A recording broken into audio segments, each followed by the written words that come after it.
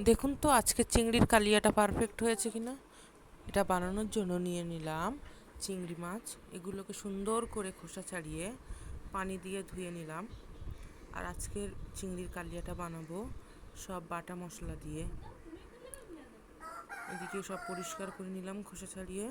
তারপর বাটা মশলার জন্য নিয়ে নিলাম এখানে গোটা গোলমরিচ, গোটা ধনিয়া, গোটা জিরা, তারপর নিয়ে নিলাম গোটা রসুন, লাল লঙ্কা শুকনো, আর আদা।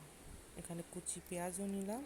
একটা কড়াইতে তেল দিয়ে তার মধ্যে পেঁয়াজগুলো সুন্দর করে ভাজা ভাজা করে নিলাম। 70% হয়ে এসেছে এরকম। ভাজা ভাজা হয়ে আসলে এর মধ্যে দিয়ে দিলাম চিংড়ি, পরিষ্কার করে রাখা চিংড়িগুলো দিলাম। আর স্বাদ মতো লবণ।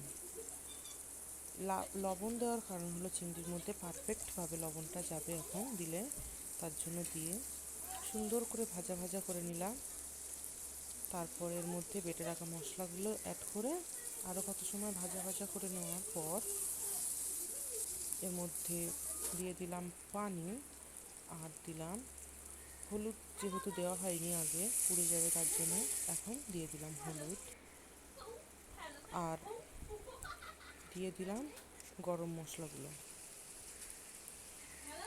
এভাবে কত সময় কষিয়ে নিলাম।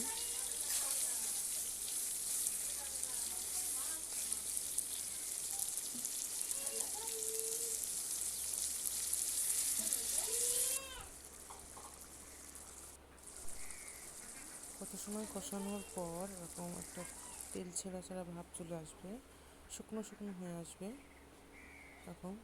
তারপর এর মধ্যে দিয়ে দিলাম যেরকম ঝোল রেখে খেতে চাও সেরকম